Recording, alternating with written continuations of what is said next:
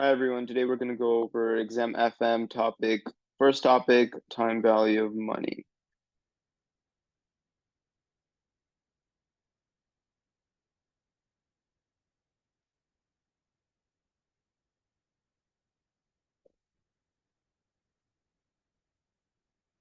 So this accounts for around 10% of the actual exam, but a lot of the future concepts are built upon these concepts in topic one of time value of money. So these are the fundamental topics in order to do well in this exam. So first, I'll sort of provide a summary of the topics, break down the topics conceptually, and then I'll go through just general tips I've seen from doing a lot of these practice questions on coaching actuaries and in the practice exam SOA questions. So the first thing we need to understand is effective rate of interest. You can think of effective rate of interest as percent change in the amount of money from one time period to another time period. So the exact formula for this is the amount at time t minus the amount at time period t minus 1 divided by the original t minus 1.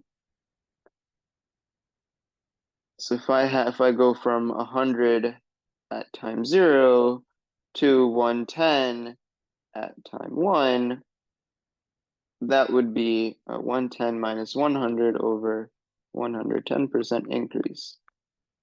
All right, so the effective rate of interest would be 10%, and let's just say this is year 0 and this is year 1. Effective rate of discount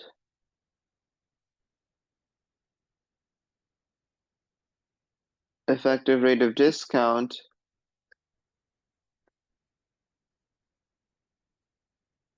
is essentially the same numerator, the amount of change, but we are dividing by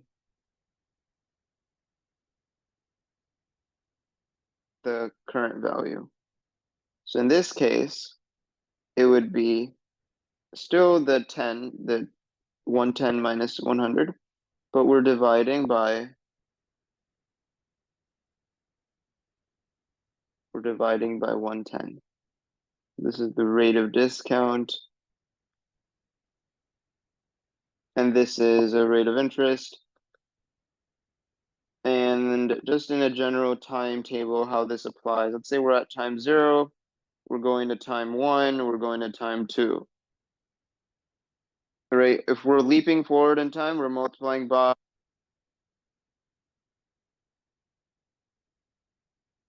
we're multiplying by 1 plus I. I is the typical notion for interest, effective interest rate. Then how do we go from 1 to 0? How do we go from time 1 to time 0? Well, we multiply by 1 minus d. How do we go from time 1 to 0? We simply will multiply by 1 minus d. And then same thing for time 2 to 1, multiply by 1 minus d. So the effective rate of discount, you can think of it as going from the current time period to an earlier time period. Where at the current the effective rate of interest, you can think of it as going from the current time period to a future time period. And let's see what else I want to cover. So like just as another example, let's say at time 0 we have 100. Time 1 increases to 105. Right, we're multiplying by 0.0105 or 5% effective interest rate. And then we're multiplying this. From 105, how do we get back to 100? Well, that's where the discount factor comes in. We're multiplying by 1 minus d, or we're multiplying by around 0.952. This is also commonly referred to as V. You'll hear that notion a lot. But this is also just 1 over 1 plus I. So there's a lot of these there's all of these connections you can make that, okay, we have 1 plus I.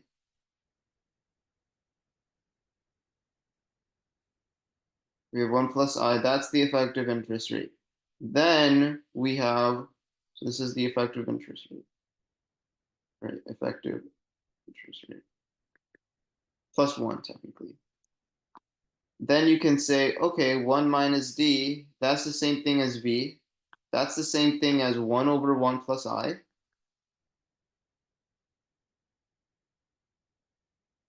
All of these are equivalent. If you want to go from the current time period to an earlier time period, you would multiply by 1 minus D, V, or 1 over 1 plus I.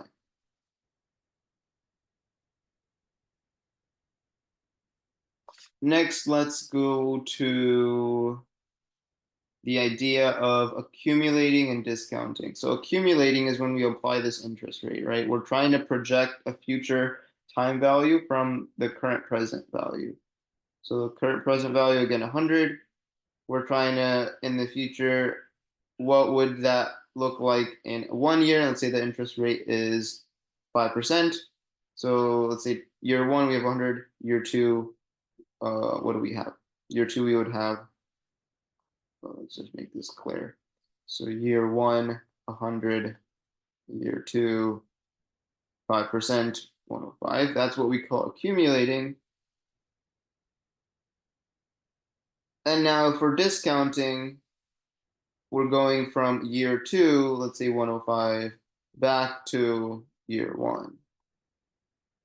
We have this value, future value, and we want to see what the value is at the present. We want to determine what the present value of it is. And typically you would see a lot of, like if it's 105, you would typically see 105V, which represents 105 times 1 over 1 plus I, where I is the interest rate.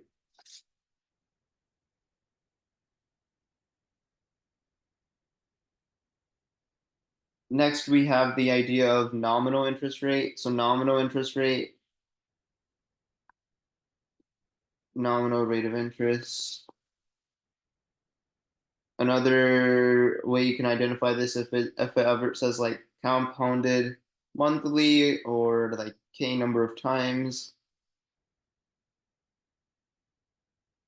And this is essentially, let's say from 0 to 1, we're multiplying by 1 plus I. That's the 1 year interest. That's the annual interest rate. What would be the semi-annual interest rate? So what would be 1 plus the equivalent 1 plus J? Because we're semi-annual, we're multiplying twice, right? 1 plus J times 1 plus J. So 1 plus J squared equals 1 plus I. Right? J would be considered the semi-annual interest rate. Semi-annual interest rate. And now if we multiply J by the number of times we're compounding, in this case it's 2, we get what we call the nominal rate of interest.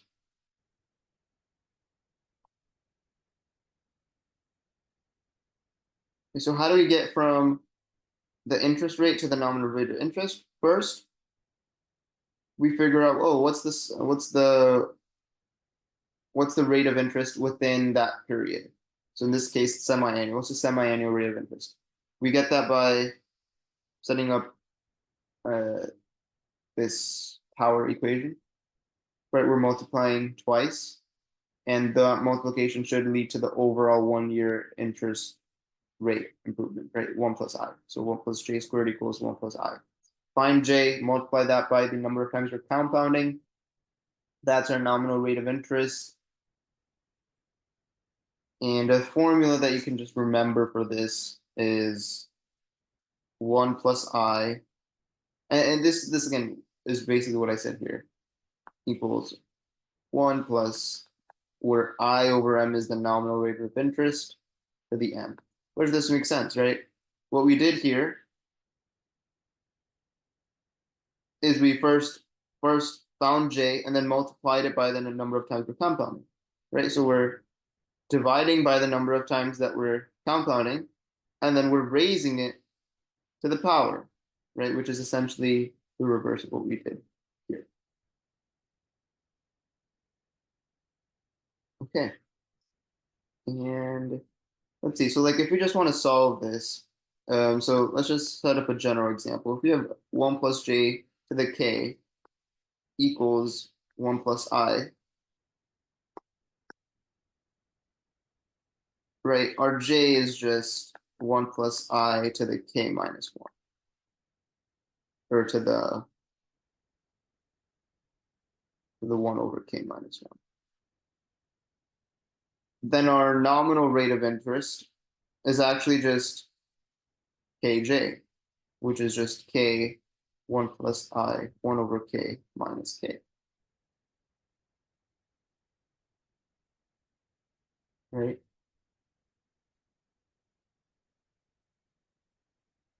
So then if this is our nominal rate of interest, just plug this into this formula, right? You can imagine m to be k. We have what? Kj over k. So that cancels out. And then we just have 1 plus j and m is k. Right? So we see that this formula is exactly what we have shown in this example. Similarly, we also have the nominal rate of discount, which is essentially the same concept as the nominal rate of interest, but just with the discount factor, nominal rate of discount. So in interest, the same way we went from 0 to a certain time period to another time period, and that was an entire like year, here we're going backwards. Right. So instead of what I mean is instead of going from 0 to 1, let's say, instead of going something like this, right, where this is the start, we're going, we're going here, multiplying by 1 minus.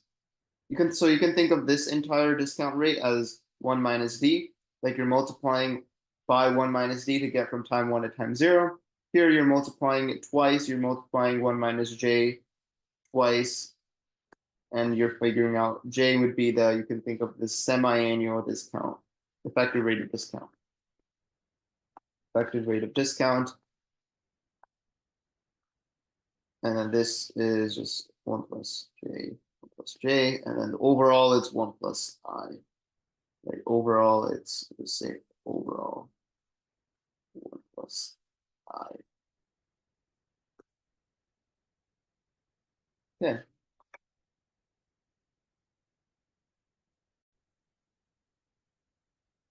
So I want to get to understanding compound continuously. So you can think of compound.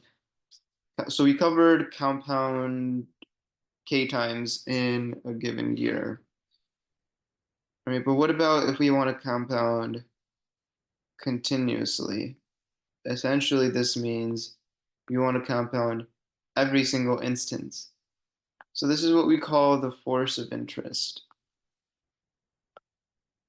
You can think of the force of interest as the nominal rate of interest, right, compounded like continuously. So every single moment this is being compounded. This is why it's also known as compounding continuously. And it won't derive this, but ultimately this is how the conversion between effective interest rate and force of interest. If you want to solve for 1 plus I, that's e to the force of interest. 1 plus I to the t also is e to the force of interest times time. So that's how you go from effective rate of interest to force of interest. A couple other things I want to go over is 1 plus I t equals v to the negative t.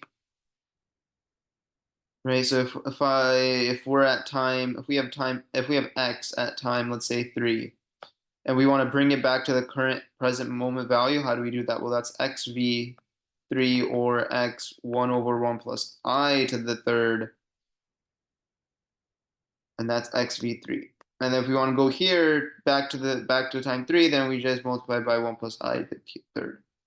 So this is the relationship we need to understand, is the relationship between discounting and accumulating. And so I'll just give another example. For example, if I have, let's say 0 to, let's say this is time 4, we have 1, 2, 3. Let's say here we're at X, this is Y.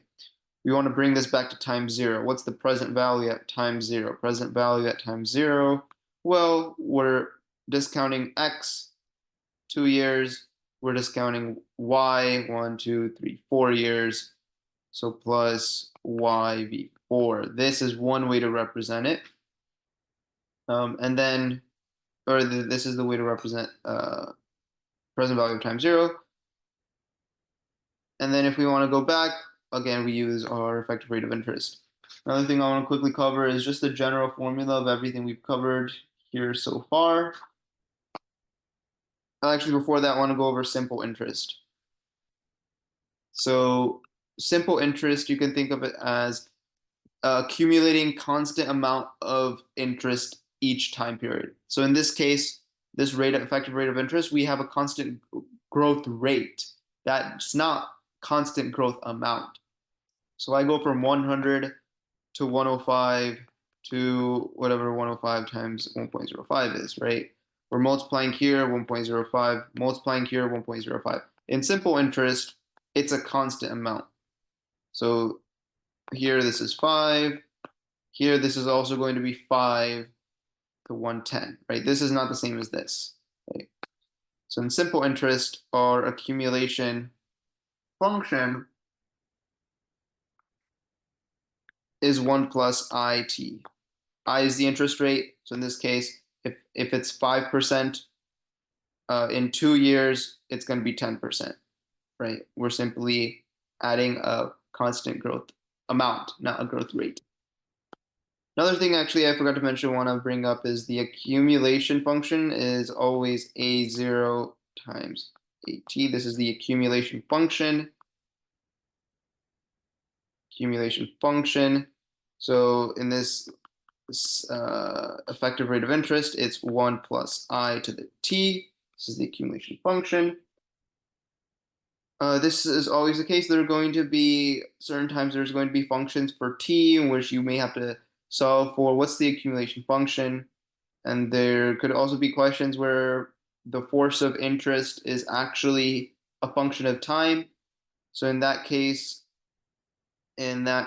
our 1 plus I is going to be equal to e to the, not uh, the force of interest times time, but we're just going to take the integral of whatever this equation is from t equals time 1 to time 2. Right? We're just integrating it. So that's the accumulation function. And then, right, sort of like this, accumulated value is whatever the present value is times e to the from 0 to time t1 of our force of interest function. So only if our force of interest, or our force of interest changes with as t changes, if it is a function defined by t. A couple of other things I want to go through is, so you're gonna need to know a lot of this equation if you're given with functions in regards to accumulation functions, the amount function. Going to want to know this and come back to this.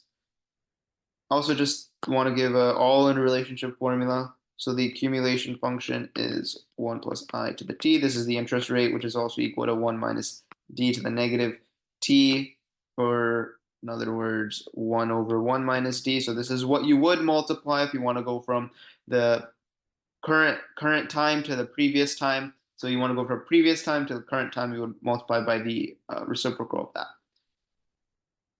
This is also equal to v to the negative t. Again, same concept there. And then this is the nominal rate of interest. And then if you want to convert that to the nominal rate of discount, right, it's negative. Okay. And then which is also equal to e.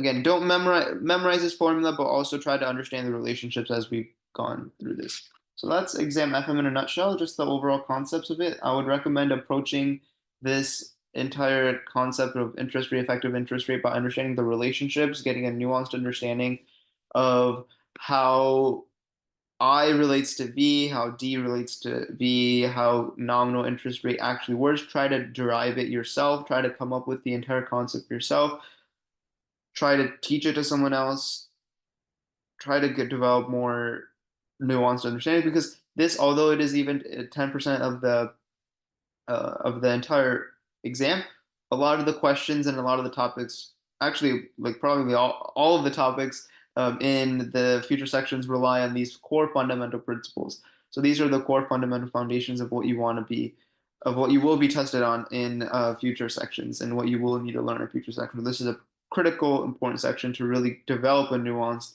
and good understanding of. So that's exam FM, topic one in a nutshell. I'll see you all in the next video.